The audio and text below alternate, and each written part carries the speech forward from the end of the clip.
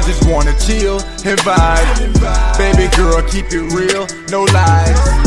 She said she's 21, I said alright. If we gon' be grown, then speak your mind.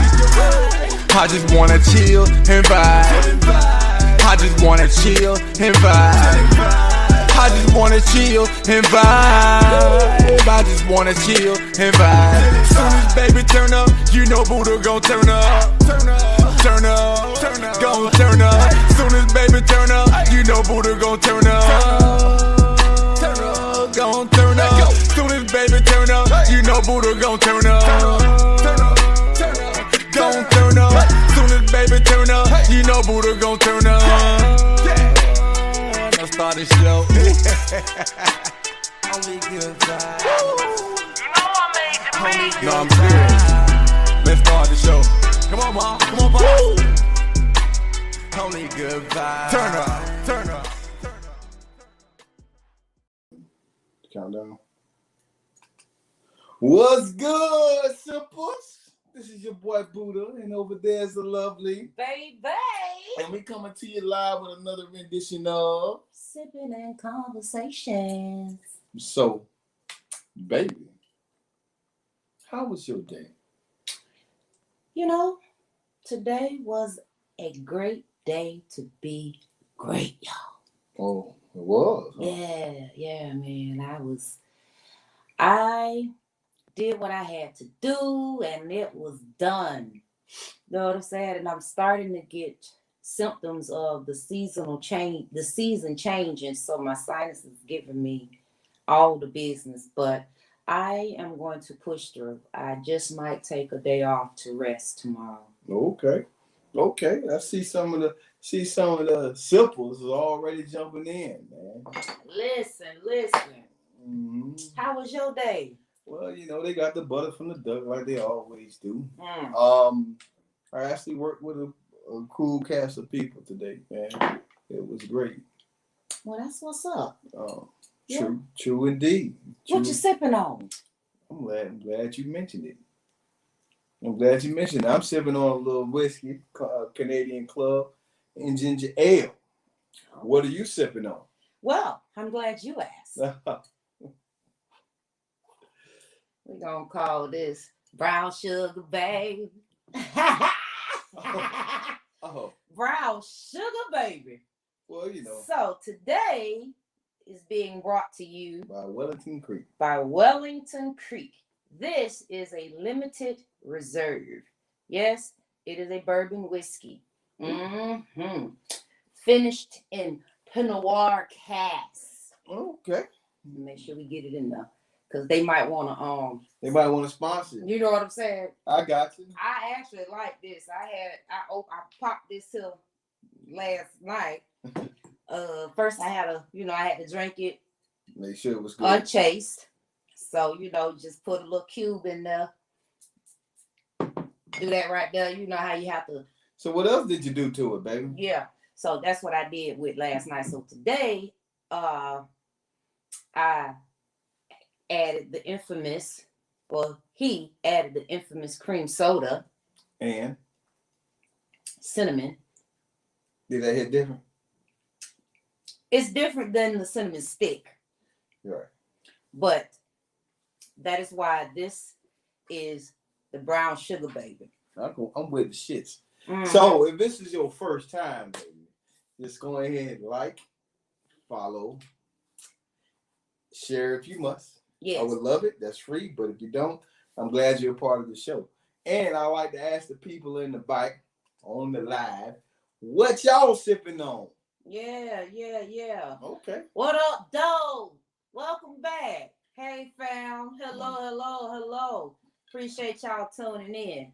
Listen, this is how this thing go. Mm-hmm. While y'all telling us it's your first time, or while y'all letting us know what you sipping on and how your day was, make sure you interact with the people in the comment section, okay?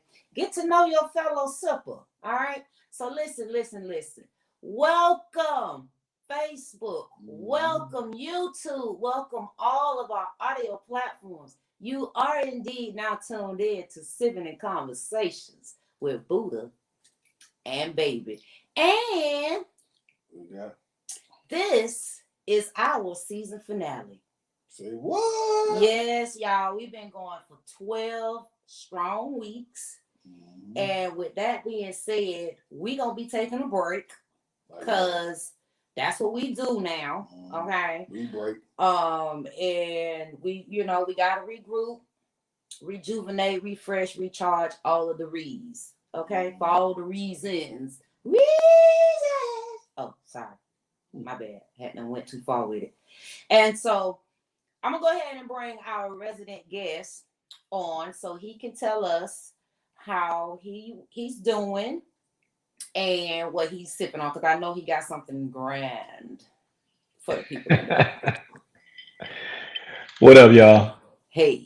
Yeah, what's going on, Hannibal? Hey, man, it's another day in paradise, right? I see you spiffed up with the bow tie pimp. I got you.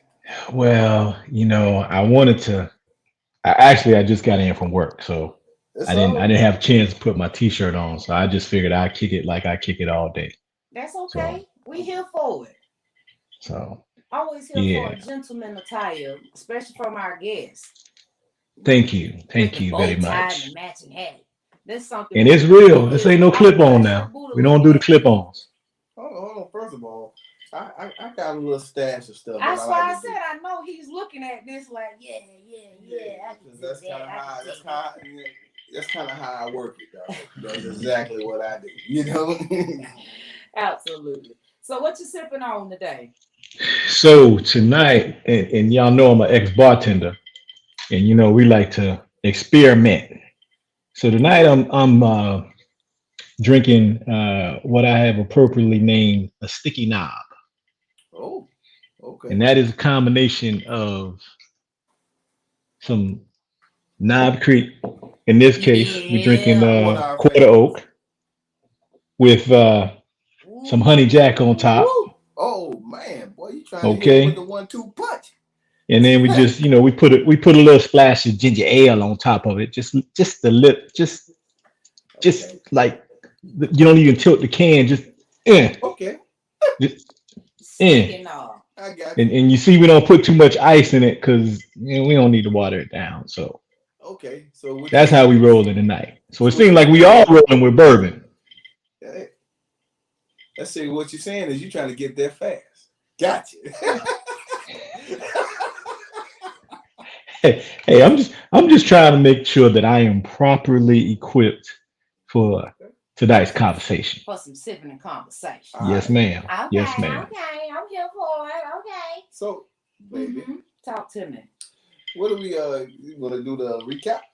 Yeah, quickly. Okay, let's do this recap. So last week we talked about terms of endearment, which started off one way, but it got real touchy at the end. So what did we come up with? A lot of people are okay with being called certain things in light of their friends and loved ones. It's all good. Words like the N-word or the B-word, bitch, another one. However, and they like to use other lovely words like sweetheart, baby, boo, these type of things, and they use it freely and frivolously with no meaning behind it. So how do you decide between the two, right? Mm-hmm. Decipher between the two when you're using those terms of lovely words of endearment to friend versus your lover, and then on the adverse effect when you use the N word or the B word to your friends versus when somebody who's outside of your clique uses these words and how it make you feel. What I came up with is words are powerful and they have meaning behind it. And if you give it meaning, then it's going to be prevalent. Did I do that quickly? Everything that he said. That's what's up. And what you can do, you can always check out our YouTube channel for the whole episode, the entire episode. So, to give time for our season finale, we're gonna get into that. But we're gonna take a quick break, okay? Just a little quick one, and then we're gonna come right back with that hot and juicy. So give us a minute. Mm. Get your drink if you ain't got one. Make Yeah. sure you get yourself situated, okay? And we'll be right back. Oh, this is for the simples. Yeah. We sipping in conversation. We sipping in conversation. We sipping in conversation. Yeah. We sipping in conversation. We sipping in conversation. What it is, or what it do. If your homegirl sipping, then bring her on through. What it is, or what it do. If your homegirl singing, then bring her on through, baby. What it is, what it do. If your homeboy sipping, then gon' come through. What it is, what it do. If your homeboy sipping, come through. What it is, or what it do. If your homegirl sipping, then bring her on through. What it is, or what it do. If your homegirl singing, then bring her on through, baby. What it is, what it do. If your homeboy sipping, then gon' come through. What it is, what it do. If your homeboy sipping, come through. We sipping in conversation. Uh-oh. She called me slipping. I'm over here taking a sip. Ain't no wrong with sipping, Okay. because So- that's what we do. Sip and conversate, huh? So check us out, man. We're going to get right into it with the first topic of the night. Can blacks be racist? Let go. Who want to take this one first? I can, or you can. However, I'll let the residential guess. Yes, give us your Give us your 2 minute 2 minutes. feedback. Can blacks be racist? Of course it can. I've heard it said that blacks can't be racist because something to the effect that, you know, racism was always targeted at us. But I mean, if we're real about it, any being can be racist. And if we go to the true definition of racism, and I'm talking about truth, let's talk about truth. If we go to the true definition of racism, it is love of one's race. Mm. Now, if we approach it, and I'm summarizing, but if we approach it from that aspect, then racism isn't a bad thing, is it? If we look at it for the true definition of what it is. But now, if we look at it in terms of negative aspects of racism, now we're talking a different story. And that's what racism has always been associated with, the negative aspects of it. Not the love of one's race, but more so the hate of other races. And there's nothing in the definition that says racism is about the hate of other races. So can I, as a black man, be racist? Yes, I can. Now, and I, as a black man, be racist in terms of how the world generally views racism? Yes, I can. Because we do the same thing to those that we pick out. And I'm saying we in general, to those that we pick out that we say, oh, them over there, or they doing this, or they doing that. And why they got this. And instead of racism, it probably should be situationalism. if you want to make it real, because everybody becomes a racist according to their situation. Now there are those that are bred and trained. Yes. Okay. That's how we got here. Okay. But then the majority of people that are racist, as we generally tend to look at it, it is because of a situation. So, nutshell, yes. Okay. I actually agree with you in a lot of ways. And to piggyback off of the definition per Oxford, racism is defined as prejudice, discrimination, or antagonism directed against someone of a different race based on the belief that one's own race is superior, right? So essentially what you said. And so it doesn't have to be, we've always had it viewed from a negative perspective. Right. However, it doesn't really get talked about how we do it ourselves. Right. And so I do agree that blacks can be racist. As well. There's a hatred that's out there. Most of it is rightfully so. And so I do believe that blacks can be racist. And it doesn't get talked about a lot. I don't know if it's prejudice, but I know that and it's not even against other races. I got issues within my own race. Yeah, that N-word. That N-word. I don't like N-words. Oh, okay.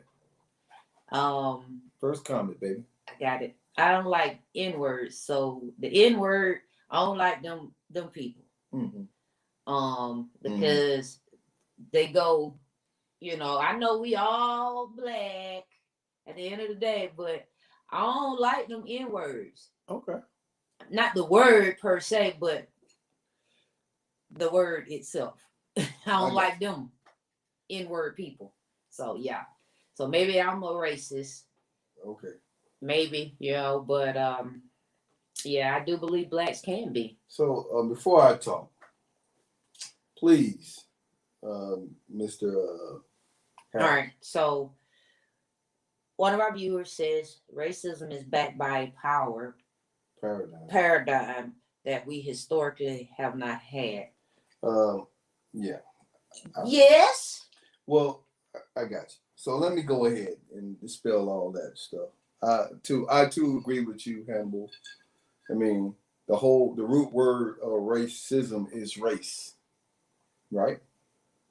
Mm-hmm. And you identify your race by what it is. So when we sitting up here looking at Mexicans talking about how poor they are and how they all shack up, and we stereotype these people, and we don't think they're nothing other than we think they're beneath us. See, we kind of get this way because we feel like we're entitled, and we're entitled to something, right? Like everything needs to be handed to us because we've been here the longest, slaving, and our forefathers slaved over this where we at now, right? Mm-hmm. So when it comes to racism as a whole, I grew up, and I'm just gonna tell a quick story, right? So I grew up at a high school where I had a certain coach, right? And he came to me and he wanted me to wrestle. So how did he get me to wrestle? He said to me, hey, listen, I got a way for you to fight white people and not go to jail. That was his pitch. And then I said, let go. Where do I sign up? You know what I'm saying? Because at that moment in time, all I knew was Black Pride. And I didn't care about nothing else. And if you were outside of Black Pride, you were inferior to me. Understand, that's power. It may not be the power of the paradigm that you say you thinking it is, but it's still power and a paradigm within its own right. Does that make sense? Go ahead. Anybody want to weigh in? Let me unmute you. You got something to say, Hannibal, against that? No. I'm still absorbing. Well, I know all of we definitely are entitled to our thoughts and beliefs. However, per definition, not based on how we've been treated, not from the origin that we learned, but per definition, yes, we can. And like your example was, when not to just talk about a particular race or anything, but we're just going to use this one as an example because it does happen and it's very prevalent. But when the Mexicans were here, not even just them. When they came, well, I'm just using them as for example purposes. They get out there and do the work, right? They come over here, they gonna get together, and they go and they handle their business and get this done. They're going on to the next job, right?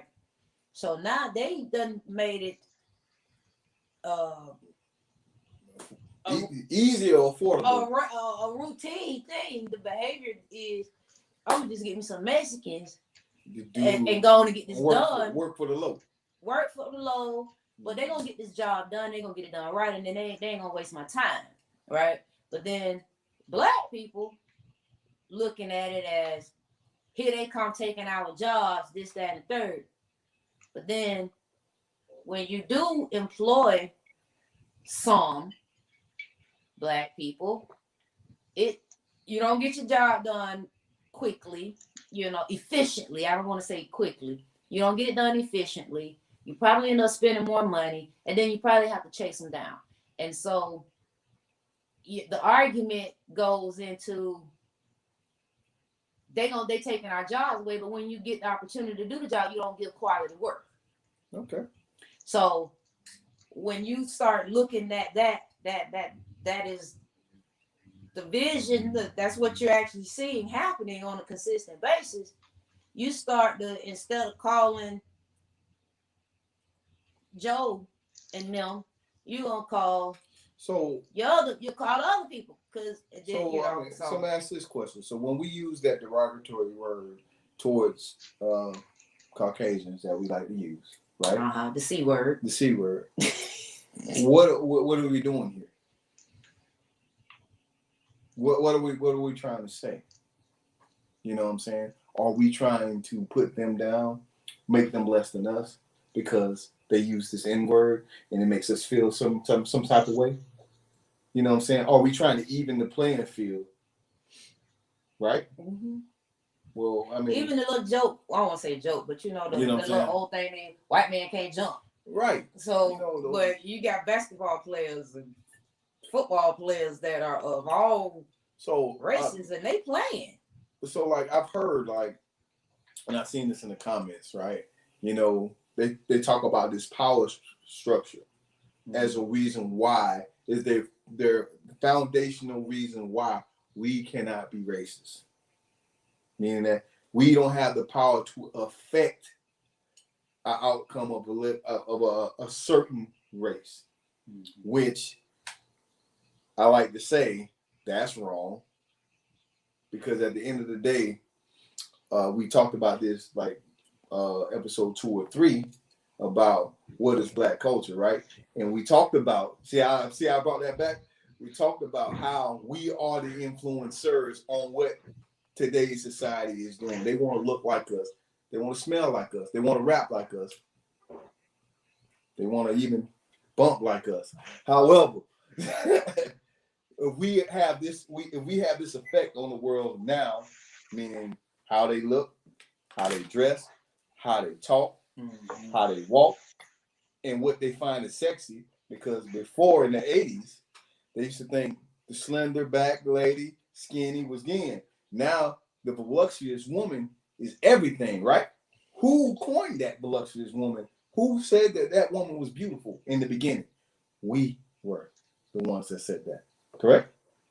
Yeah. We changed the way people look just on our ideas of what beauty is. So I'm here to say we do affect how this world is going. That's power. Continue. So I love how in Clinton I get it. Because we generally and historically have associated racism with the power structure. It just so happens that the races were in positions and tend to be in positions of power. But let me ask this question. If you see a white man and he calls you the N-word, and he's got 2 nickels in his pocket, and you are a millionaire black doctor, is he not still racist? But then they say, He has no power. what I'm to defend that, what he just said, not that I agree, but to defend what he just said, White is right. White is right because White was in position. Well, see, now you're messing me up because I don't even want to say that. But White is right because White was in a position to be white. I mean, be right. Okay. So let's go all the way back to the boat ride. So you bring in you could bring in anybody else. You bring them into your house. So they're at a disadvantage, correct? Because they're in your house, they're in your yard. Now you've already deceived them or fooled them or lured them into coming in however you want to put it. And now once you get here, you've established a slavery system. Mm-hmm. So yes, that's your power system. But you can be enslaved. Okay, you could be an indentured servant, right? There were white indentured servants, Yep. correct? Absolutely. Okay. Were they treated as slaves? No, they wasn't. Okay, and why weren't they treated as slaves? Because they were looked at as not less than, just in a different situation. And so they were working off a debt. Whereas to the blacks were and are seen as an inferior race, an inferior being. Right. I'm going to look down my nose at you because you don't deserve the right to stand up next to me because we aren't equal in terms of being a man. Right. But Okay. see, we was fooled. We was fooled back then. We going back to them slavery days, where that indentured servant, the one that's working off that debt, is sleeping in the field with the slaves. We get the idea that he's one of us, and he never And he's was. not. Never was. So then it comes to piggyback off this racist idea. So when some of these black people got an opportunity and position to be owners, what did they do? They did it. But do you think, and we weren't there, but let's ask a real question. Mm-hmm. In the at the country club, Mm-hmm. okay, wherever the gathering hole was, Right. did the black slave masters go down there and hang out with the white slave masters? Hell no. And if they did, were they treated the same? Hell no. Okay. So again, even though they had some amount of power, Right. there was still racism against them. The negative side of racism was against them. They were still viewed as inferior, even though they owned slaves. Okay. So But see, racism is always going to be in the mind first. And then from the mind, then it manifests into whatever power paradigm we have. If I'm a racist and I have power, let's say I had the power to grant you the job or not. Okay. You walk in my office, I look at you right away, you're not getting that job. Because of the color of your skin, possibly. Because of the color of your skin. And I don't like your color of your skin. I have the control over who gets that position. You're right. And so you sit down and go through the interview. I'm gonna smile, thank you very much. You're gone. But then somebody walks in behind you, different skin tone, half the experience. Right. Okay. And when I see him, I'm like, okay, he's got a shot at the job. So unless I see another one of him that's more qualified, he's going to get that job over you. Right. Now that manifests because of my way of thinking. Now, if I'm just on the committee and I don't have to say so over that, I can think all I want and not like you, but it's still going to be left up to the majority. Well, beyond black versus white, right? We show racism within, first of all. However, we have all the different races: Mexican, Haitian, Hispanics, Jamaican, Asian. Like we have displayed racism against others. especially beyond just white. Because why? right? Why do we do it? Why do we do it? Create this hierarchy. To create this hierarchy. So we already realize in our own back of our mind that the white is at the top. But then we're going to say we the next on the food chain. And then we're going to try to push everybody down. Not saying we do, but this is what happened. Right? I remember back in the 90s, just talking, like, you know, we look down just at, you know, Haitians. And in Jamaica, when we was Americans, as a black American, we would look down at these foreigners coming in, you know what I'm saying, because they dress funny, or they didn't have the nice clothes or whatever, or they didn't look up the par, right? Mm-hmm. And then we would talk like, oh man, you dress like a boo boo boo. You know what I'm saying? Being very derogatory towards them. Now, very hurtful, very hateful. And now look at us. They done bred all the way in. Everybody just mixed and the sad part of it all is the same ignorance, right, that it was between the black versus the white. We took that ignorance into displaying racism to others. Because why would we feel that way, you know, against somebody else? Like, when the story is, we know the struggle. We supposed to know the struggle, right? You know? Right. So if they come in and we ain't no more farther along than they are. Right. At that, you know, and here 20, 30 years later, like you said, we still don't have banks. Mm-hmm. We still don't have, you know, I know it is, progress is in progress, because I'm a strong believer of that. It is happening. However, you could go in almost any town and there's a whole block of Chinatown. It's always Chinatown. Here we go. Okay. Whole block on lock. Mm-hmm. Chinatown.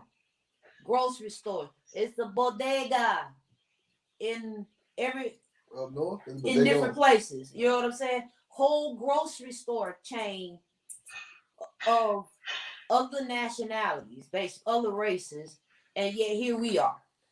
Well, they may not. The one thing I admire about other races outside of our race, our culture, is regardless if they like each other or not, they're gonna work together on a common goal. Because they understand that in order to big fish eat little fish. So right, we ain't gotta like each other, but together we're stronger in numbers. Right. Right. And we can't even get on that because we definitely on that crab in the barrel mentality. That goes back. But where does that come from? Where does that come from? It comes from the blueprint. The blueprint of what slavery has done to us. Which has been passed down from generation to generation to generation to generation. The difference in that's what I call races, the blueprint. But the difference in other races, they have all pretty much endured their forms of slavery. Yeah.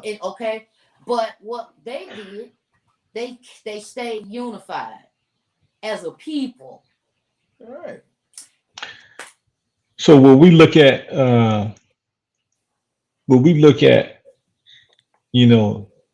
this structure and deem it kind of proprietary to American Black folk. Mm-hmm. And the reason I say that is because we all took the same boat ride. Okay, we all took the same boat ride.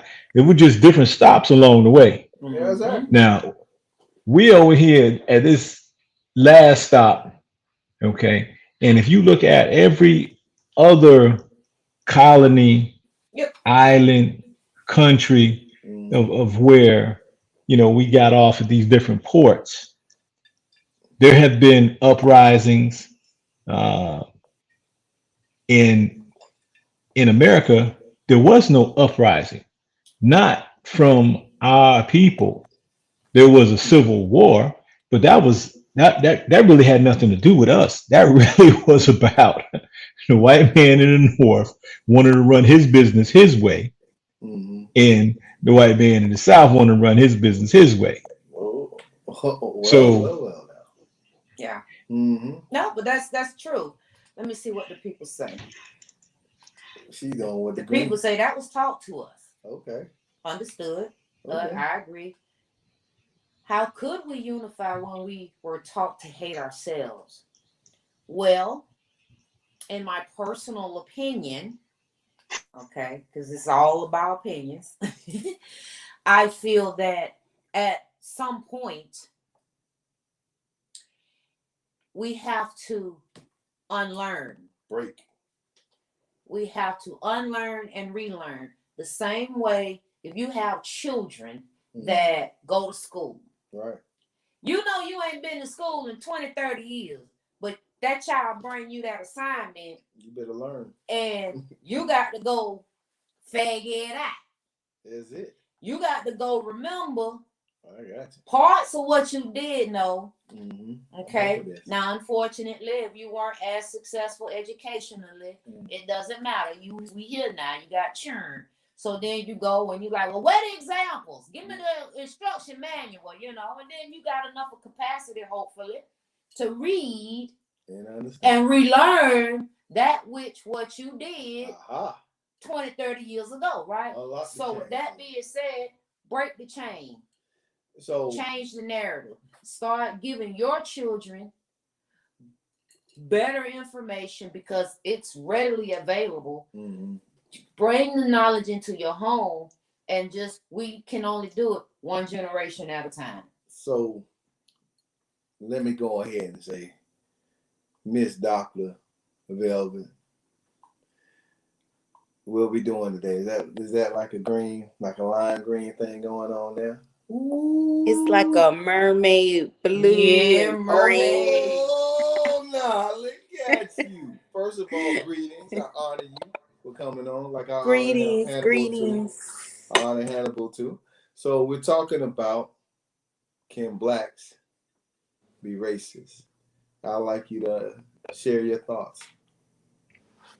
Well, I don't believe that blacks can be racist. I do believe that we can be discriminatory. I think that in order to be racist, it insinuates that you're at a position of power where you can hire, you can mess with people's money, you can, and yes, maybe we could do that on small levels, but in the big scheme of things, no. I don't feel that black people can be racist, but I do feel they can be discriminatory. And I think they have a long history on why some are discriminatory, more discriminatory than others. And I thank you for your valued opinion.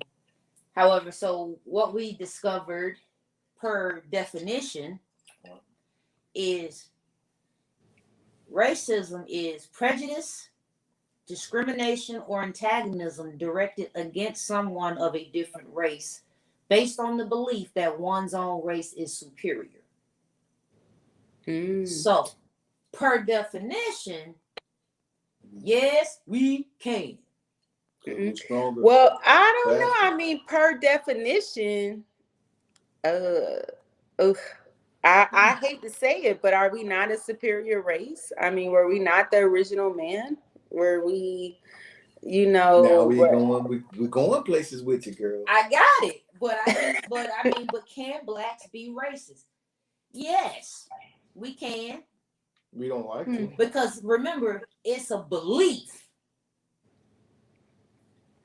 So belief is individualized, right? Per definition, yeah. So when you believe something, I ain't got to believe what you believe, but if you believe that you are greater than thou, and you start machoing around, pumping your chest as so, and then you gonna get a squad that'll believe where you at, and now it's 5 of y'all pumping y'all chest, and now you got a whole nation Right. doing the same thing. It just I mean, builds and builds, and I- that's I mean, like I overall, understand. I wish we had pumped our chests a lot more than we have. But yeah.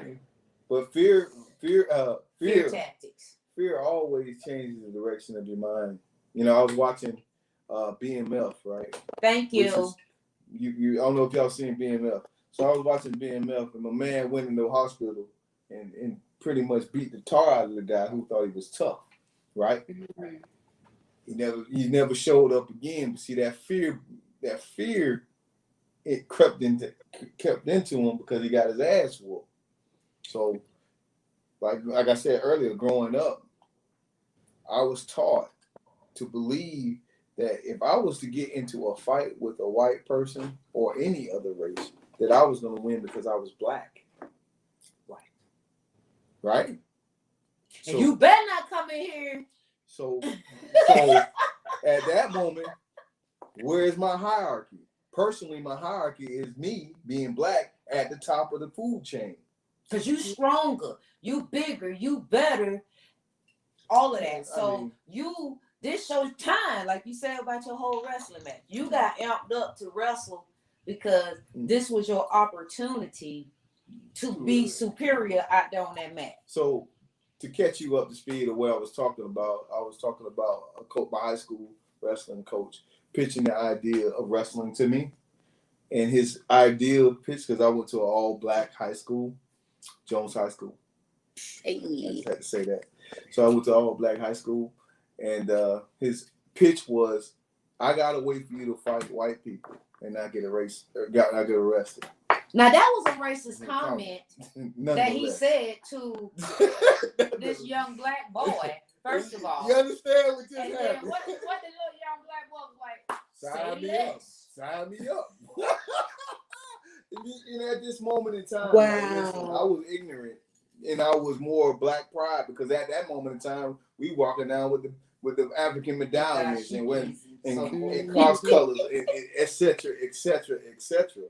So I went in there, and to finish this story off, my first match was against the white guy, and he tore my ass up in 40 seconds, and it changed my perspective on the whole idea of how the world works. So I need to put in the good work in order to be the best person that I can be, not because I'm black, but it's because I have the drive to be the best. Wow. Right. Teaching method. A way to And humble then that same coach picked me up off the mat, laughed in my face, and said, they can fight, can't they? Ooh. And then he said, now I can work with you. That's a lesson. Because now you're ready to learn get your skill together. You see what I'm saying? It's a whole different mentality, you Right. know. So We've been historically taught that it's okay, that we are better at certain things, and that's what we're supposed to be, and it's okay to be that. But then in the overall, as an overall being, he's also been taught that we're not at the top of the hierarchy. So that irony, exists, and I see how that happens. And just like you said, oh, you better not lose a fight to a white boy. What did you say? A fight, a black and a white, and then you got the crowd circle around. And we all jump in. Right. So that's the irony of it. Even going back to slavery, you were allowed to be the big, strong bull, that worked hard and bred hard and everything else, but you weren't allowed to think, read, write, dress nice. Anything that's gonna get you the money. There you go. Well, anything that was gonna have you looked at in a different social status. Books. They knew they had them books, but they had them tamed to the point. It's like what's the little story about the elephant and the mouse? I think it's the elephant and the mouse, or the lion or something. No, the lion and the elephant. So the elephant learned that they couldn't beat the lion, but they could, and they was humbled. Yeah, it's kind of like, which is, it sounds like It sounds like sitting in the jail cell with the door unlocked, but you don't know the door's unlocked, so you're not gonna try to open the jail cell. You know what I'm saying? And Massa and them did let us read a book, the good book. So you got a question, why did they let us read that book? Because it further. Did they let us read it, or did they read it to us? They read it to us. Either way, it was allowed. They read it to us and read it to us in their revision. I mean, and that's a whole nother issue. We're not gonna get into revision of the Bible, but let's go real quick to what the people say. Okay. This one was pretty lengthy, a healthy one. Mm-hmm. Can blacks be racist? The answer, of course, will depend on how you define racism. There's really only one definition per se. Otherwise, it will be your opinion. Right. So if you define it as prejudice against or hatred towards another race, then the answer is yes. If you define racism as the belief that race is the primary determinant of human traits and capacities, and that racial differences produce an inherent superiority of a particular race, the answer is yes. And if you define racism as prejudice and discrimination rooted in race-based loathing, then the answer is again yes. So it gets a little per definition, yes, blacks can be. So let me see. We got one more. Let's go with one more. Yeah, but even if we and this is the problem, we've become such a flexible society in terms of definitions and norms. So even in looking at definitions, and if you look at, say, Oxford versus Merriam-Webster, they're along the same lines, but they're different definitions. Right. If you read them, okay. So if we say Oxford doesn't speak to Oxford speaks more to the power paradigm. But now if we look at Merriam-Webster, they're talking about, again, the belief, because they're talking about the belief of inherent superiority. Right. So in that respect, I can see how people get confused in terms of thinking that it's more of a hatred versus a belief. But in terms of the power paradigm, I still say the power paradigm comes about as a result of the mental state of the being. If you don't feel that way, if you love your race and I don't feel like and I don't have power, then I can't suppress you. Mm-hmm. I can call you names all day long. Mm-hmm. I can insult you, but I can't depress you.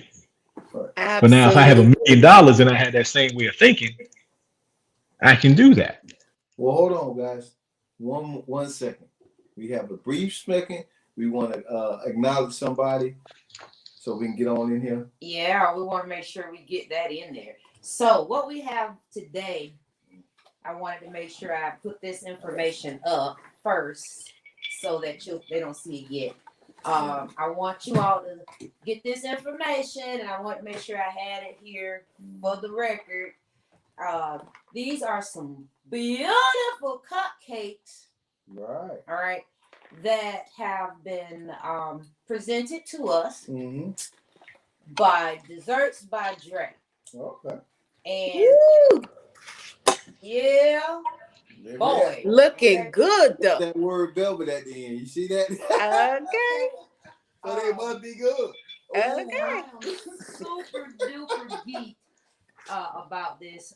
She and I've been knowing her for the whole adult life. Most of her young adult life, and her sister was one of my good friends that passed away. And I wanted to, when she started with doing her business, you know, I try to support people, whether I know you or not. If I get good reviews, I'll try you. If I don't know you personally, you get one shot. Make it count. And so that being said, just like sex. Yeah, you got one you gotta- chance. Yeah, so I asked some red velvet cupcakes for our season finale, Well, she did that. and she made sure she got them to me. So I just wanted to make sure I put that information out, and I shared this with you before we got too far vested. And so again, this is her contact information. Now, I don't know if she can ship this so far. I know there's ways that they can do these type of things with shipping. And I don't know where she's at with that part, but look, what I like about this, what she's saying is, they need to see you eat that. oh, the secret ingredient is love. Is love. And so that makes it all the more different. Velvet and love. I'm here for this. Yes. And what an awesome finale gift. I'm saying it has velvet in it. Ooh, that's the best with you, girl. It's So tell us, baby, in one word, what do they taste like? Heaven. Ooh, I'm putting in an order. Moist. What is it? Walnuts at the top. With the walnuts on the outside. Oh my God. A shot of some cognac. Oh. No, I don't want God. put that squirt in yourself. No, But it's not over. You need some Havana Club on top of that. yeah. The cream is like It's rich. just enough. Okay. All right. So back to the go ahead. Back to the topic at hand. Amazing. Do I look like I'm enjoying this? Oh yeah. I want to enjoy it with you. Almost too much. I had to roll my eyes. Oh, yeah. You remember that movie? Remember that movie Ratatouille? When Buddy ate that, he ate that thing. He took it back all the way to his childhood. Oh, he was sitting. I felt that. I was waiting to have one. I'm like, hold on, time out. I gotta have it now. I'm trying to have one. I got you. Good God. So back to this racism. But, you want to switch gears? Yeah, we can. You sure? No, you. I said you. All right. So since we got, it's part of it. It's still racist. So, you know, and like Dave Chappelle. Oh boy. In light of Dave Chappelle, right? How much time we got? Oh, okay. And watch the closer if you haven't. I'm gonna throw that out there. Huh?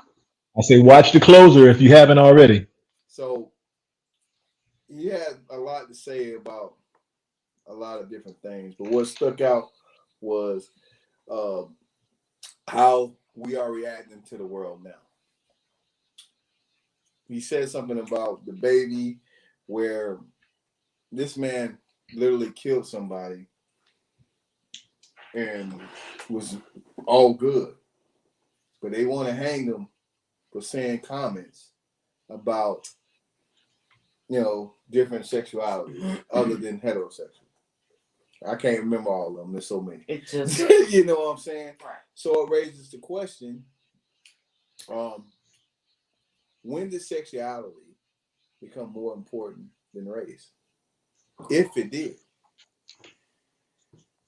You know, these are all our personal thoughts. You know, we're not professional. I mean, we're professionals in life, but we're not professionals on the topic. You know what I'm saying? So the shifting is, we're shifting technically from blacks and racism to sexuality and racism, because it does exist. Mm-hmm. Actually, we're kind of just shifting towards sexuality and alternate lifestyles, and so and it changes the narrative. So you say, when did it become more important? And I think when they found out that they needed a different narrative in order to shift the paradigm. So you look now and you see all of these positions. Director of diversity and inclusion, or diversity and inclusion vice president, and this, and I'll be honest, when I first started seeing these pop up a few years ago, I was thinking, you know what, that might be, you know, a cool little area to work in, you know, because from my perspective, I'm thinking, more along EEO standards, Mhm. you know. And then as I started looking into it and realizing the shift of really what the narrative was about, like you said, you can't remember all of the. I just call it the Alphabet Club, and I don't mean to offend anybody, but you got like 13 letters now. You know, my daughter corrects me all the time. She could, but the Alphabet Club. And Mhm. so an example of this was I met a young man a few years back, intelligent young black man, works for works for a tech company. Mhm. I'm not gonna put any names out there. Works for a tech company. So anyway, we were having conversations and got to know this young man somewhat. Changed numbers, kept in contact. At the time, he was overseeing some certifications that my daughter's troop was going through. He was talking to me about his girlfriend and how they broke up. Da da da da. Anyway, Mhm. so you keep track, and LinkedIn pops up and it tells you, "Hey, congratulate this person on that. Congratulate this person on that." So I'm looking, and one day I get a pop up, and it says, "Blah blah blah. Congratulate." Boom. So I hit the congratulations. I didn't look at it. Said okay.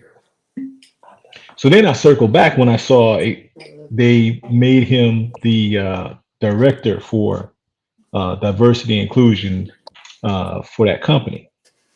And I looked, I was like, oh, okay, cool. So then I go back and I circle, and it gives you a picture. Well, when I open it up and I look at the picture, here's this young black man that they have now made the poster child for their campaign for diversity and inclusion, and he is wearing makeup. Mhm. Yes, Okay. that same look that you had, Dr. Velvet. That same look, I had it. So you have to realize, and then it really started to sink into me as I started paying attention to the diversity and inclusion campaigns and departments and listening to the narratives of which they were pushing and talking to some of these people that were in these positions Mhm. in what they were really saying without saying it.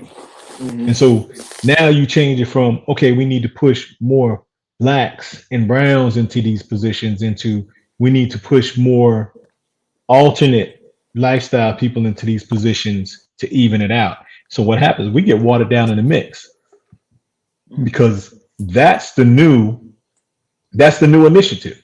And in the meantime, what you're doing is just like this young man is plastered internationally now Mhm. on the internet as the poster child for this campaign, wearing makeup. Now you start to what's the term I'm looking for? You start to perpetuate the perception that the black male is effeminate. Mhm. And once you can do that and you have that tide rolling and more and more people buying into that, now you really tear down Okay. the power presence of the black male. Okay. Hold on, bro. Let me- All right. I don't want to keep talking about black men. Okay. And I say this because I know you all are black men. However, We're talking about coaching. it's not about the black man. It's about society as a whole and what's happening Okay. systematically, I got you. what's happening across the board Mhm. with, because it's not just happening to make the black man be less than or more than, greater than, all of the equals. Okay. Mhm. We know the struggle. We understand that. What's happening now, what the transition that we're seeing is based on our question is, when did or why or is there uh, a shift, so to speak, in Uh, sexuality? I'll give you my opinion as soon as you finish. Yeah, sexuality versus versus racism. So we don't want to. I don't want to always hear. Okay. I know that is an easier. it's easy to speak on, but this thing is greater than. Well, I'm glad you mentioned that. Can I slide in, baby? Please and thank you. Sorry. This is what, in my opinion, it's just my opinion. We already know what opinions can be, right? My opinion is the reason why I feel it's moving in that direction where it's more important than race is because of the diversity within sexuality. If your power structure, like we talked earlier, is white supremacy, if that is a hierarchy of power structure, and you have white people that are a part of this alternative community. See how I went there? Because I can't say all the letters, right? Now you done gave more validity to the sexuality where people can justifiably get with the cause. It's changing the norms. My point exactly. If you already think that us as Black people, Hispanic people, or Asian people are already inferior, right? Create a new class. You creating a new class. A new class has been created. Where you can be accepted. So if your main idea in life is to be accepted for who you are and what status of life you are financially or whatnot, why wouldn't you join that cause? But I don't think they're joining it for that. I'm not saying though. I think they're They want to ultimately be joining accepted it because that's their preference. But listen, And they want to be accepted for the preference. However, right? If this is me now. I mean, it's just a thought. I don't think, I don't feel, I don't believe it's joining the bandwagon because I want to be inferior, superior. It's ultimately a choice, a preference, a lifestyle, sexuality. It's all a choice. Some believe that they're born, whatever it is. Because this get to be real slippery slope, but so I mean, it ain't to that joint. It's almost like you saying, I like the Cowboys, I like the Steelers, but everybody like the Cowboys, so I'm gonna be on the Cowboys team because Cowboys doing better. Whatever, I know they ain't good. But don't you now deprioritize other initiatives? So if I can take ABC's initiative and I can put that at the forefront. And I can pull in everybody because, as you said, yes, it's across the board: black, brown, red, green, yellow. Everybody's in that mix somehow. And historically, I mean, even if you look up, like I was doing, so I looked up some things on sexuality versus racism earlier, and they were talking about sexuality and homosexuality and the whole initiative now, but how homosexuality has historically been primarily associated with whites. So, see, and baby, I know you said you don't want to talk about the black man, but let me slide to the right a little bit because this is where we pulling that initiative in because. Yes, if I'm a black, homosexual, alternative style male, I'm gonna join this initiative because this I know is gonna be my leg up. And whereas I am ostracized, not just within my race, but also by the power structure. Now you have to recognize me. So now it's multi-pronged as I see it. I already spoke on how we're minimizing the power presence of the black male, but you're also minimizing the black struggle, if you will, because now and this is easy because regardless of what we say, every race discriminates against alternative lifestyle folks. Now, it may not be everybody within the race, but if you look at the belief, you know, everybody, every race, I'm not gonna say everybody, I'm gonna say every race in general discriminates against alternative lifestyle folks. So it's Why is easy to that? take this and make this a major initiative and therefore mute racism or race initiatives because this is more important. This goes across the board. On Now, I'm every not saying it's race? more important, but I'm saying when you put this on paper, when you formulate it, when you make this campaign, yeah, it's people look at it and go, oh yeah.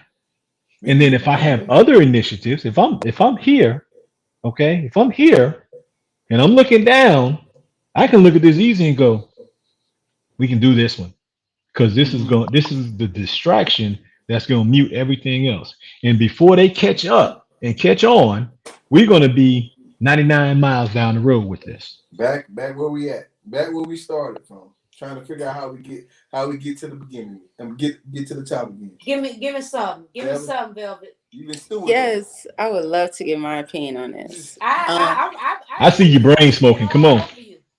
Let's get it. I think similar to how people sometimes will say things like, man, police brutality is at an all-time high. I think that it's not at an all-time high. I think now we just have cameras in places that weren't there before. I think it's the same way with the LGBT community plus community is that, sexuality, homosexuality has always been prevalent here. It's in many of religious texts, and I mean it's been we've been gay, we've been sexual towards the same sex and opposite. I think that if you look at animals, which we are, but most of animals are not, um their their lions have sex with other lions, and it's just a prevalent thing. And I think that we're seeing it now more because just like racism, where it's out here, we're not afraid to say who we are, we're not afraid to express ourselves. And I maybe there is some type of an agenda. I do wonder why so many more Black men have to appear in dress and things of that nature.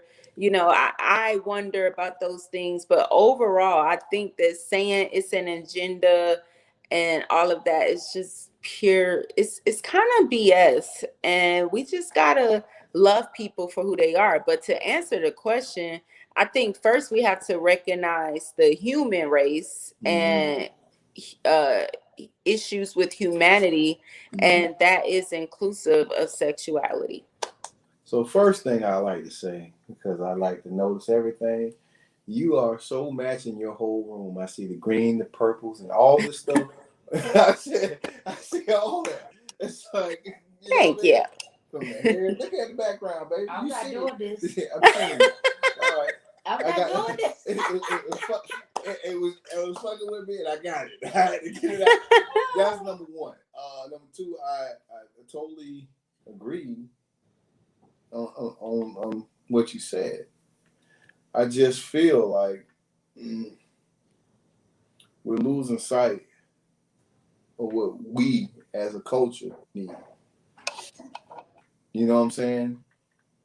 Because of the need of others.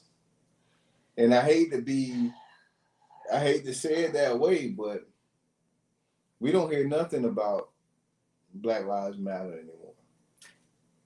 For the most part. All right. So go ahead. Yeah. We don't really hear anything about that. But man, I tell you, they don't stay out. I mean, I can't remember all the names.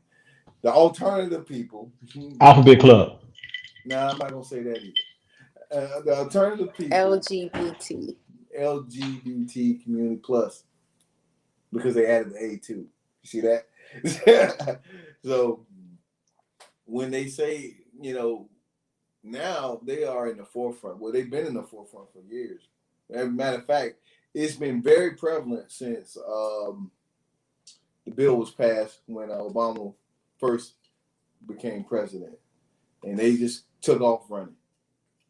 Like they just took off running for the last 5 years. They just took off running. You can't even watch a TV show now without seeing it. I wish that we had spoken up more about, when President Obama went right for the gay community and made sure they had their rights, but didn't do much for the Black community. I didn't understand that while I was celebrating. I was outside of the White House when it lit up in the rainbow colors. It was a big deal. But hello, I remember marching for Freddie Gray, and President Obama called us terrorists, for marching. So But I just never understood that part of it. But I understand it perfect. It goes back to the almighty dollar, right? You have, listen, like the same reason why so and so is wearing a dress live is because they want to get paid all this money, right? If money is power, who has the money? Mm.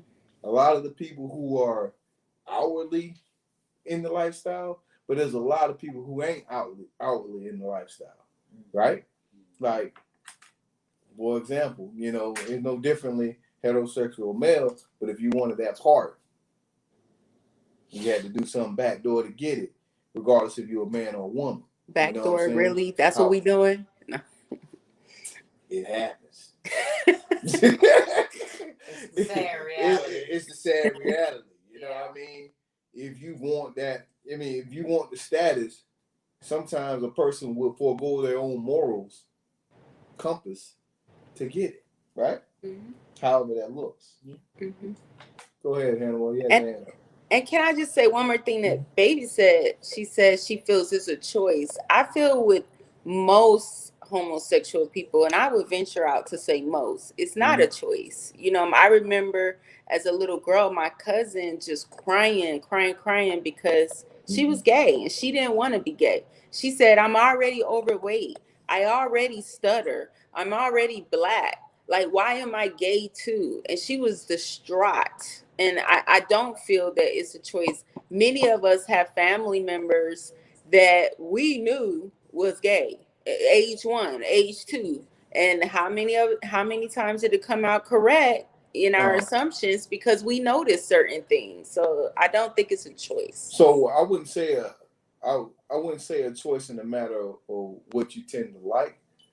I'm gonna say the choice in the matter of whether to come out front and be who you are versus not. So back when we were growing up, right, we would you couldn't come out the closet, so to speak, right? Or you was gonna get beat down, you was gonna get ridiculed, you was gonna, Which goes into when I think Hannibal said homosexuality and so forth was associated with whites. Mm-hmm. However, no, it was not. We chose to associate it that way because we were taught. Where you get that from? You know. You been around that? You know what I'm saying? Like it, but I know, and many of our viewers know or knew that person, like you said. You seen that child. Now I know there are some sad circumstances because of rape and molestation, being a victim of those type of circumstances. That is never their choice was taken from them.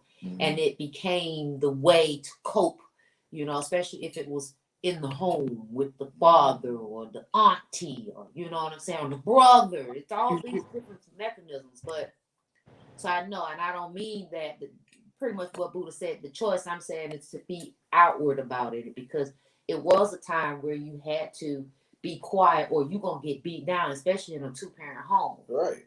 So, in a sense, I understand, but we know, as a race, we also know the struggle, right? So why can't we find the balance in between? It seems to me like if you ain't, in most communities, even in black or whatever, in the situation we talk about sexuality, it's all or nothing. Either you with us or you're against us, point blank. There's no in between for the most part. You know what I'm saying? Mm-hmm. Same way with, you know, race, black, white, whoever, either with us or against us. But I mean, isn't this a tactic where it'll keep us right where we are? You know, going back again. It's definitely a distraction. Going back again to black BMF, right? The man said, like, why are you giving them all the dope? He said, no, why would I? Because I want them to be exactly where they are at all time. I want to keep my foot on their neck. So you get them just a little bit to feel like they won, but not enough for the victory. You feel me? Right? And ain't no different. So here we go. George Floyd happened, and a few others happened. We got this movement going on. We have Black Lives Matter going on. And then something happens. Well, now push this to the side, and now we have Pride, you know, LGBT. Say it right. Don't do that. That's ignorant. I can't. That's ignorance when you can't do it right. Don't do it. LGBTQ plus. I mean, listen. Say it. No, okay. LGBTQ plus. I got. Boom. I mean, I can, but I just, you know, it's weird to you. However, either way, don't be that guy. I'm not being that guy. I'm just being honest about who I am. Like, I don't necessarily remember the words in the order that they need to go. The letters, got it. Letters in the order that they need to go. Sorry. You know what I'm saying? But at the end of the day, here we are. We have another fight that's taken away from our fight, our other fight. But let me ask you, because I know when you said it earlier, where is Black Lives Matter? Well, unfortunately, in the background. Yes. It appears that they only activate in a time of crises, which we talked about before. Right. And so why? And my argument before is, why do we have to wait for a crisis to take place in order to continue to be relevant? So then we want to be taken seriously, but we can't even be consistent with our own cause. Because it's not our cause, it's a government cause in actuality. And the reason why it gets taken over during crisis is because they get to control how we act. They get to control what streets we walking on. They get to control this and that. It's really not even our organization, but it is put out there that way. Saying, like, okay, Black lives is supposed to matter every day. Every day. To an individual and as a people, right? And like you would say, you know, when you like the hashtag men are the prize, what do I say? It doesn't matter if they're supporting you or they're saying these things. You keep pushing your cause. So that being said, we as in the community have to continue to push the cause. Just because the LGBTQ plus community is pushing their cause, they're adamant about that. Okay, but it doesn't mean that the blacks within that don't support Black Lives Matter. I didn't say that. No, I'm not saying it. It doesn't mean that they don't support whatever is the cause of their preference. Whatever it is. So all I'm saying, because they do. But I mean, but everybody needs to do their part on a consistent basis. I get. It should not sleep. And when you ignore one group fight, it's gonna be your turn to fight, and you don't want to be ignored. You want allies, and I think just because of the way our family structures are and the numerous ways that we choose to love, we need to be allies for each other in all causes, in all wrongs. We need to be an ally for what is right. We want to be on the right side of history. And we have to we have to remain firm, because if we're seeing, and the thing is, it's blatantly happening. Okay, that the shift, that the distraction, or however you want to deem it, it's blatantly happening. But at first it was little bite-sized pieces, and now it's like, ta-da, it's happening. There's laws in place. Things have been changed, and so much, and it's happening. But what we got to remember is, like I keep saying about the whole. Okay, here's another point, real quick, before you say that. Buddha is adamant that Juneteenth is no longer, Father's Day is no longer prevalent because of Juneteenth, right? It ain't. Both are good causes, but now that Juneteenth has become a national holiday, and it's happening on the third weekend, which is the same weekend Father's Day is. Father's Day is Sunday, Juneteenth is basically think about it now, right? So his thing is like, wait a minute, of all the weekends, Mother's Day got their own Mother's Day, like there's nothing happening. So why can't the fathers get love on their own day, and they have Juneteenth another day? So they got to share the whole weekend. Now the men got to be shared. And I get it. So like I keep telling him, y'all men just got to go out there on Juneteenth and make it a whole big celebration. Y'all got to come together, and you got to, it's Juneteenth, hear me out, which is a good reason. Hear me but out. At the same time, y'all men got to go out there and do y'all. You're actually making Hannibal's argument for him about the black man. It ain't the black man. This is. All fathers are not all black. Come on, stop. I said Father's Day. Hannibal, let me get this. Listen to what I'm saying. They giving us Black Heritage Weekend, right? In the Black Independence Day weekend, and say the hell with fathers. No, they're not. They're saying y'all need to be, since y'all want to be the greatest, y'all the greatest. Since y'all the greatest, okay, y'all men out here represent them. Y'all better come up with a strategy. Hey, listen. To make this a hell of a weekend. Listen, half the fathers don't get a card anymore. They get a T-shirt saying Juneteenth. What say you, Hannibal? Go ahead.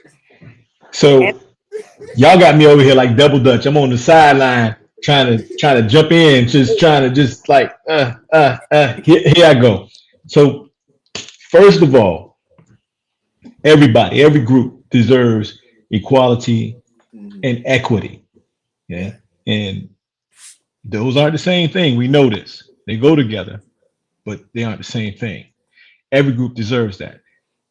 Dr. Velvet, I need to go back because I heard you say you didn't. So I agree with you on your statement in general. Yeah, it's always been around. Yeah, we right. know we had people in our family, they were always there. We knew people going to school, they were always there. And we were like, yeah, okay. And then 15 years later, like, yeah, we already knew that. Okay. But I disagree with it not being an agenda. It is an agenda. And when we look at basically an agenda is anytime somebody's trying to change or they have something they want to get in place. They're trying to push something. And there are some groups now that are really trying to push something. Buddha, you made the statement about you can't turn on the TV without not seeing this up front. So I'm gonna jump on that because I'm a big superhero guy. I like action movies. If it ain't blowing some shit up, killing somebody, blah, blah, blah, it's probably not on my playlist. Now, I'm going to admit that. So therefore, every superhero series and action series, I'm watching them. Now, what I started noticing a few years back, every series, superhero series, has that character. Okay. Now, for those of us that follow the original storylines, read comic books as a kid, this character that's prominent in the series that's there now didn't exist. but that has become part of the agenda to push the normalization of this. Now, I don't want to sound I don't want to sound anti when I say pushing the normalization of this. Do your thing. Live your life, be happy. But also understand I don't have to adopt your normals as my normal. Okay? That's first and foremost. Because I don't adopt your normal as my normal doesn't make me a bad guy. And it doesn't make me anti. If I don't want to have to explain to my daughters this, and this when they're being taught this, and this, that doesn't make me a bad guy. It just means, listen, I have my normal, you have your norm.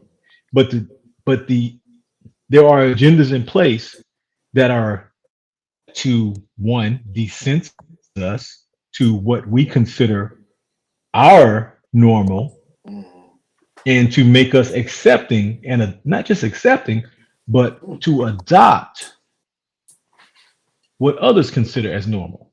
Right. Now, that's not just on I'm going to read the letters because I'm going to get this right because I don't want y'all to think I'm trying to be funny. LGBTQIPA, and I know there's a plus on there also, plus community. So that's the thing we have we've got to get in check first. We go a few years back, Michael Sam's, Right. the football player from college. He was okay. He wasn't a standout player in college. Okay.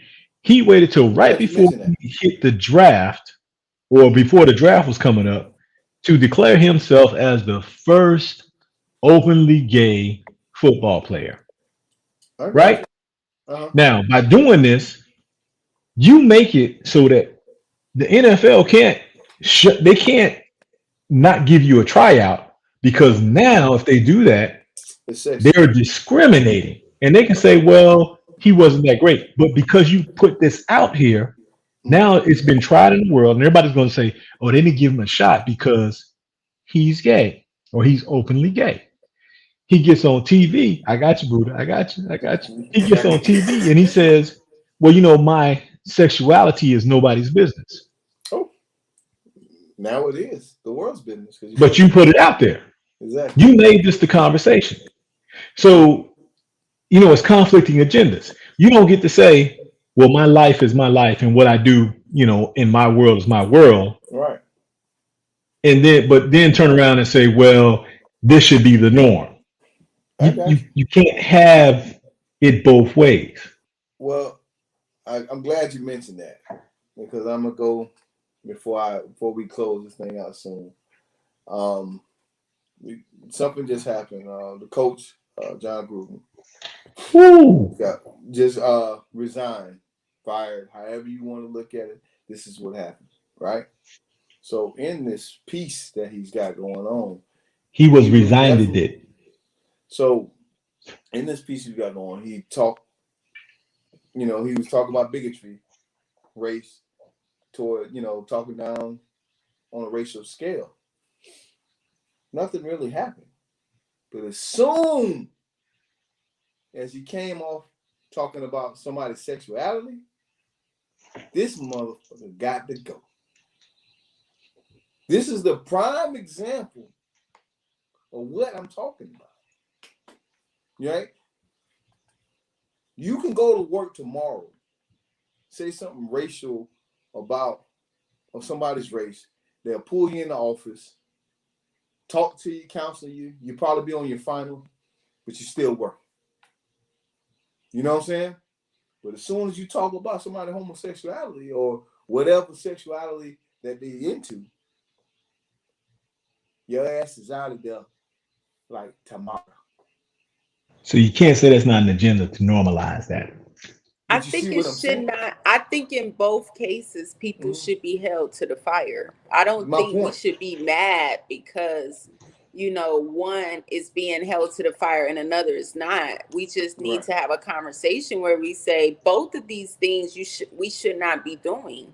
So we need to correct this. So like only thing I can go by in that aspect with the example I just gave you is the intent, right? There's no, I mean, without a shadow of a doubt, when you talk about somebody's sexuality, you can't. There's no wiggle room behind that. But if you say something about somebody's race, oh, I didn't mean it like that. You know what I'm saying? Or they can hide behind the lightness or heaviness of the intent, where you can say, hey, man, listen, maybe he didn't mean it that way. But when you talk about somebody's sexuality, that's a direct reflection of who that person is. So real quick, Possibly. I Could be want wrong. to You know what I'm saying? I want to just comment a little bit on a couple of points that I caught, because I hear it a lot. When we say the agenda is being pushed, the agenda is being pushed. You know, we see the agenda, absolutely. However, my question to that is, why can't blacks create and push the BLM agenda? Is that an agenda? Because there ain't no money to be made. You can make more money. Again, you make more money create with this it and you push it. It don't TQ matter. plus, you know, Create it and push it. It's been created. Now you have to continuously push it the same way everything else is being pushed. I understand that. We've accepted because we see an agenda, but could it be? Can't we push the agenda baby, all the same? Could it be to divide the divide?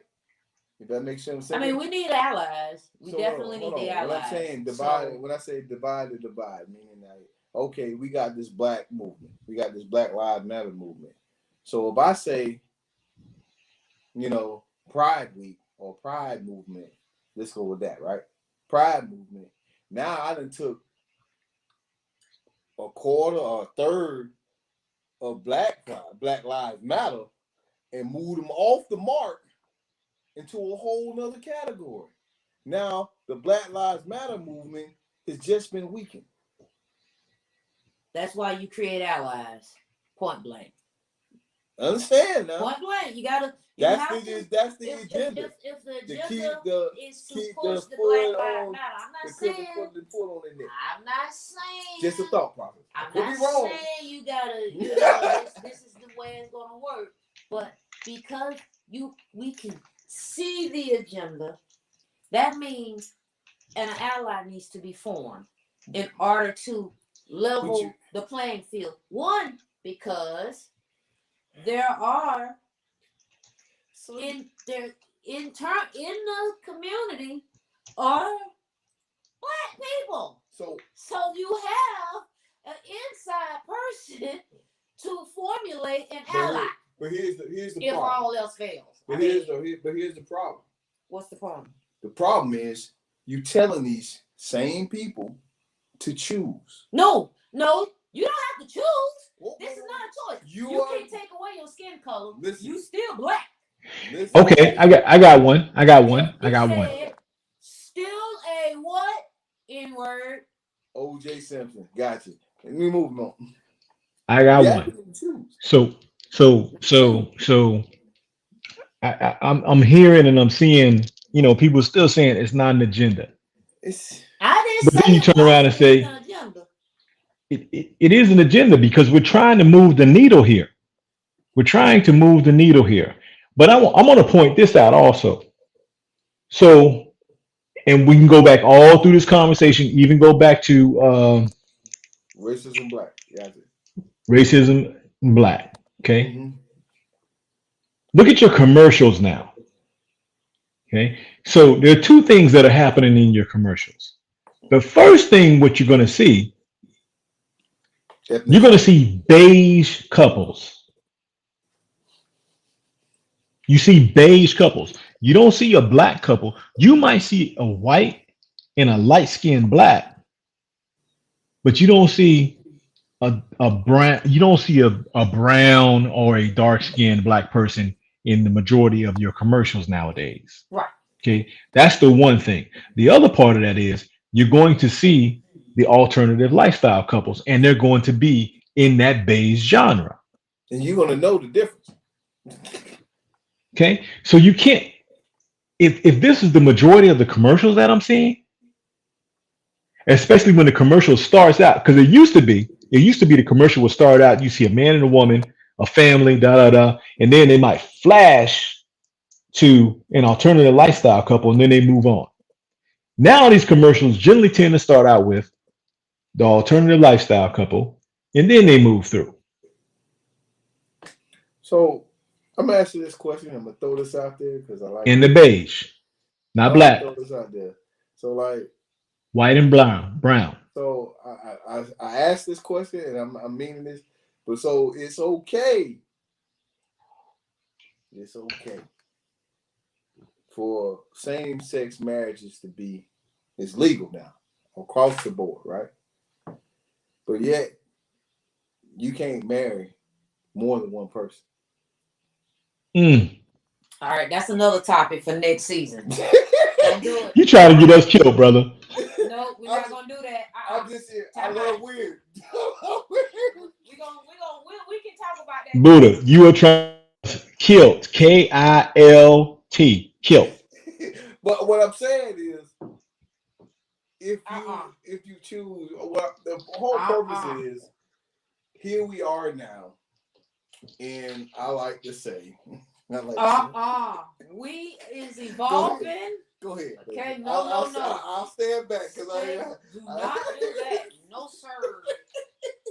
Okay, for the people in the bike. I'm here for this, man. We can touch it, but we gonna touch it lightly, tactfully. lightly. Okay. So all I'm gonna say next season. All right. 9. Two things. You made a comment and you said it's not your norm. Right. And you should, but you know, you don't want to have that conversation with your kids, you know, your daughters and so forth, which is respectable. However, the world will teach you. If you, it's one thing to not accept something, but we have to acknowledge the existence. Exactly. I right? agree with that. And if we don't acknowledge the existence, the world teach you. It's going to be taught by commercials, by school, by life, right? So it will behoove us parents. We don't necessarily, I know, trust me, I understand that I don't feel like I should have to, and ain't nobody gonna force me. Well, listen here, Mom. That's why we got team. Listen here, Dad. If we choose to not engage in these conversations, not my child. Your child will go to school and see the things happening and not know how to have discernment between. And your child could possibly be a bully. Or be bullied. So I'm just saying, it's better to have the conversation, whether it's a mild, medium, high level. You need to, at the very least, engage in it, or just ask questions. Go and Google elementary conversations or something. I don't know. You know what I'm saying? I'm saying that, pause. I'm saying that because, as we said, commercials have same-sex families. Your child is going to school with a student that is, they're being raised in a same, and it's norm for them. Now, and whatever they're being taught, that is fine. However, if you don't expose or at least engage in age-appropriate conversations with your child, you're putting your child in a position where they're unequipped. What you don't teach them, and we're not saying music will you know follow the leader, but at the very least, it's okay to have age-appropriate conversations as early as possible. That's right. And it's not about your level of comfort, because your child is going to school. Relax, baby. And you're gonna go to the school and you're gonna be arguing a moot conversation because listen, man, laws are in place You're for right. protection and the schools are protecting. So before I'm you just saying, I just wanted to put that out there. before you say what you got to say, Hannibal, I just want to throw this out here because it doesn't kind of go with the meaning, but I got a point to make. There's a great song by Juicy J and Triple Six Mafia. They say, "Slob on the night. That's it. Nope. Check in with me and do the job." I'm done. Like corn on the cob. No, hold on. I No. said that to say this. I said that. Please make it make sense. I said that to say this, right? Nasty little helper. I said that to say this. Now they normalized and made it okay to do exactly that. Now they don't. Hold on. Now they don't think of it as an intimate act, like we said way back. See, I like to bring back previous conversations in the series. You like how I'm doing this, right? So now they normalize this, right? And now intimacy is out of whack. Which the same thing goes to where we now see these alternative lifestyle prevalent in mainstream media. Which is all the more reason why you should have the conversation. Right. Educate yourself. Now you can go. But see, she wanted to know how I was going to make that translate. But I'm just I'm gonna let you go, Hannibal. So we I can jump in. You got it. You got Okay. 2 minutes. I'm in here. I'm Dutching. So first of all, I totally agree with having the conversation, age appropriate conversations. What I don't agree with is having it forced down their throat.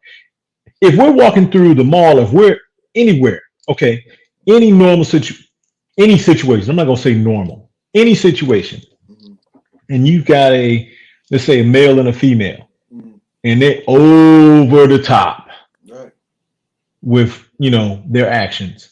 You get arrested. Our kids are looking at us going, we have to explain that.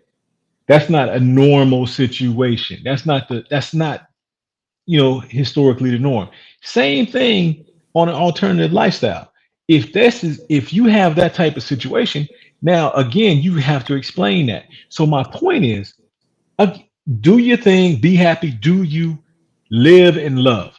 But I'm saying, understand, because you make certain, if I choose to be a track star, everybody don't like to run.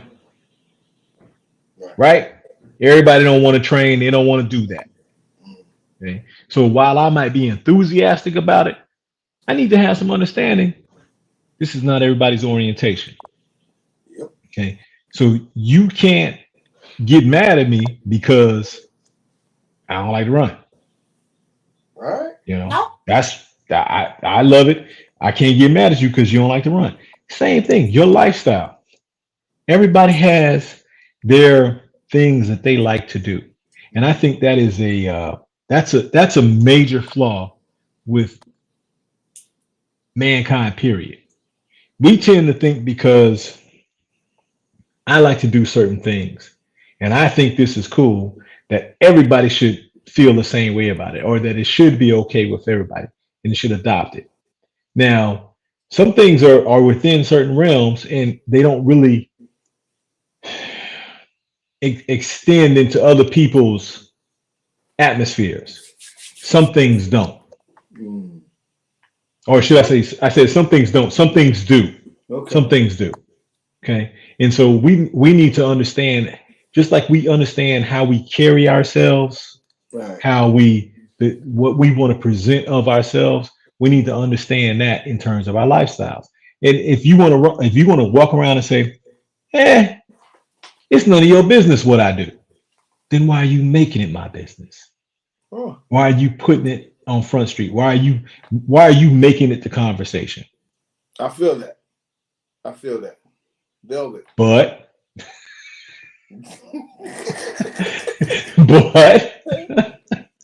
come on, Velvet. Give me your final thoughts. Because that was Hannibal's final thoughts.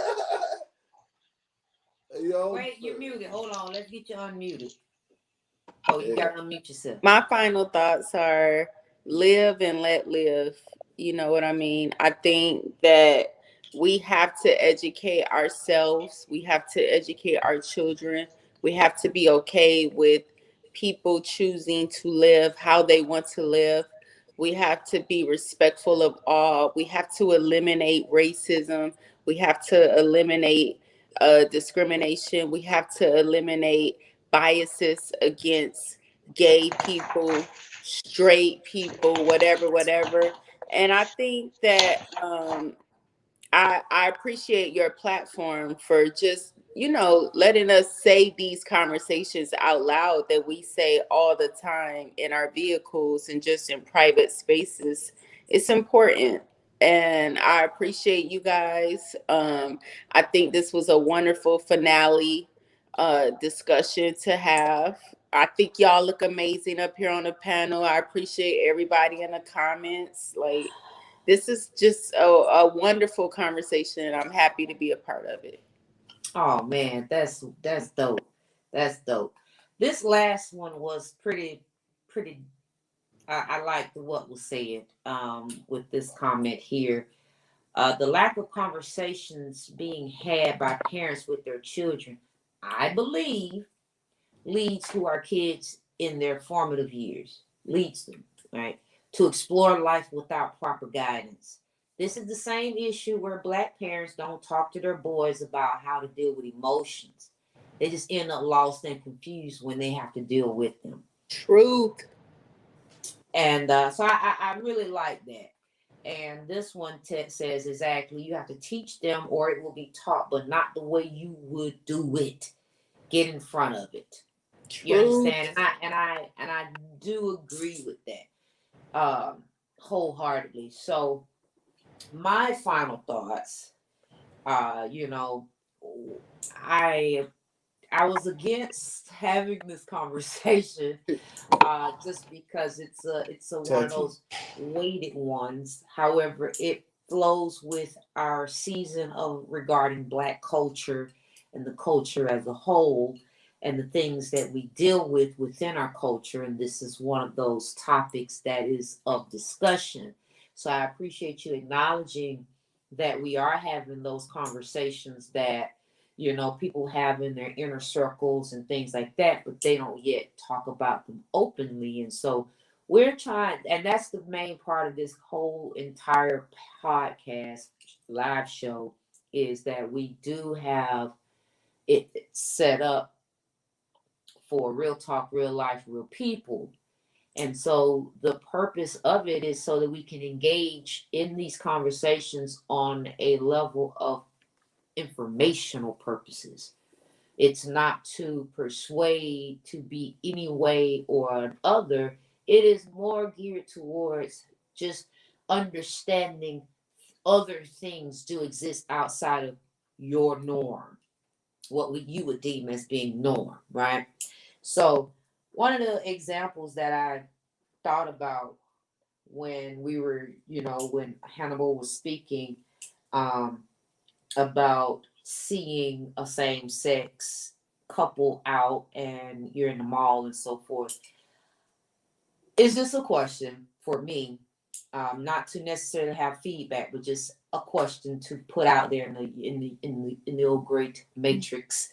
How do you think society felt with interracial relationships? We were technically forced to accept interracial relationships, and we love our grandchildren and and things like that. And you may have an origin of racist background and so forth, but then I can answer that question real quick. no, we're not answering the question. It's something to think about. I got you. All right, it's just a think about. When we saw the stay-at-home mom versus the working mom, so we thought that being a stay-at-home mom was what we were supposed to be, where dad goes to work. But then the evolution took place. And But the stay-at-home dad, sorry, not necessarily. in most sides. It can be, depending on what the purpose is. Again, this is not to answer. This is just something to. I couldn't help myself. I know. This is and these are my final thoughts, as I'm saying, and I'm only using that as the same way we are seeing other things. It's not so much as we're being forced, but evolution is happening, right? Because again, Okay. who'd have thunk there was going to be, I mean, we knew it was going to be interracial relationships at some point. It just, now it's at the forefront, right? Mm-hmm. So, they were still having these babies on the side, and they were still having these relationships. When was it? 1963? The first official interracial relationship was accepted in Congress. Yeah, I got you. I think it was 63. They did a whole movie about that. Right. And we did a whole show on it. Sure did. Okay. Mm-hmm. So 1963, around that time, is when it was.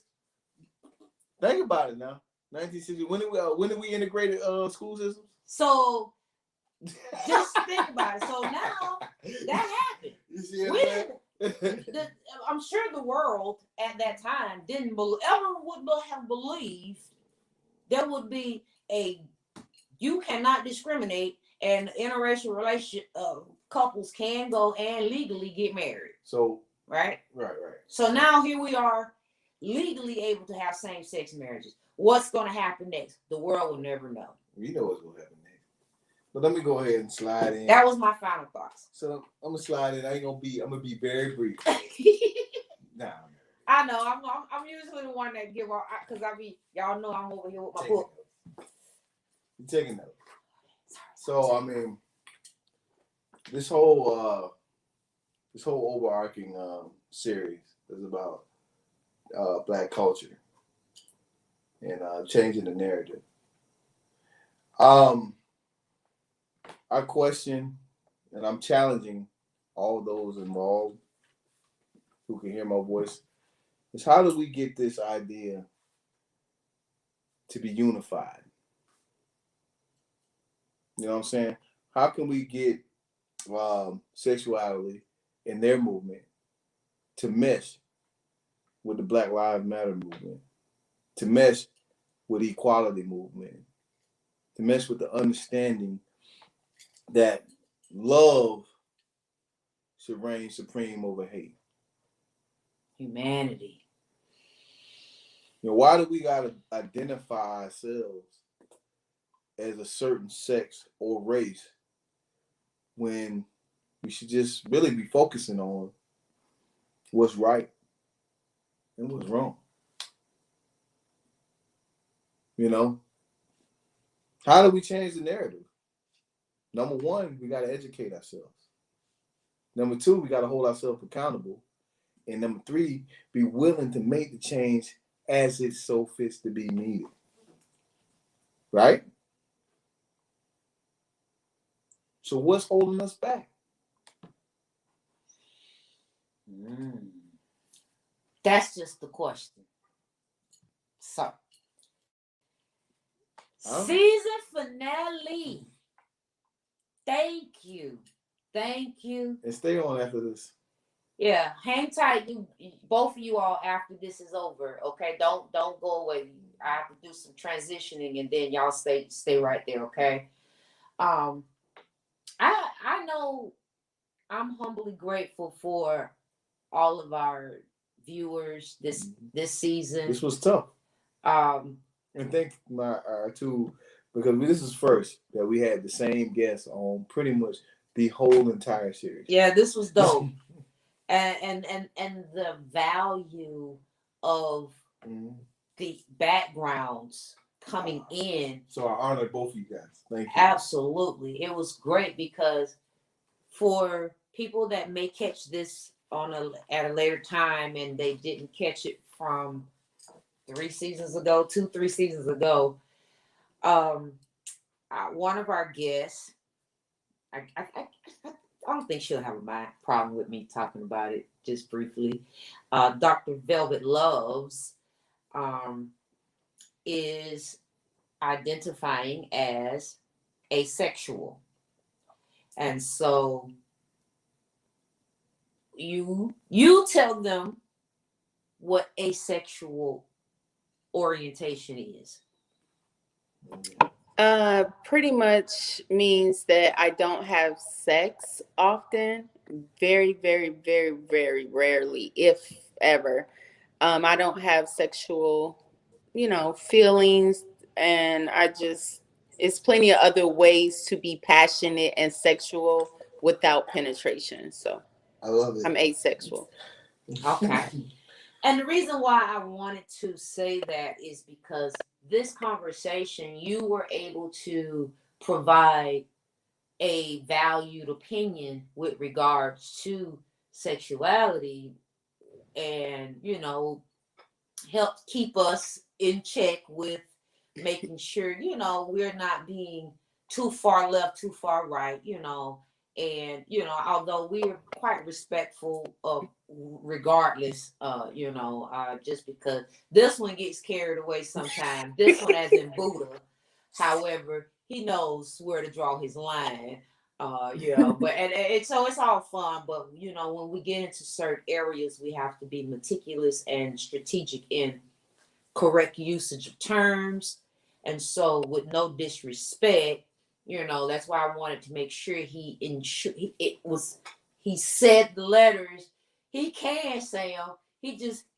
It's a him thing. It's not. It's nothing bad. It's just he gets tongue twisted because he know the letters. He put them out. He'll put them in the wrong order, so he'll just go with it, And so he's familiar, and so there's that. I just wanted to make sure we stated that because sipping a conversation with Buddha and Baby does not discriminate against no one, sexuality. Right.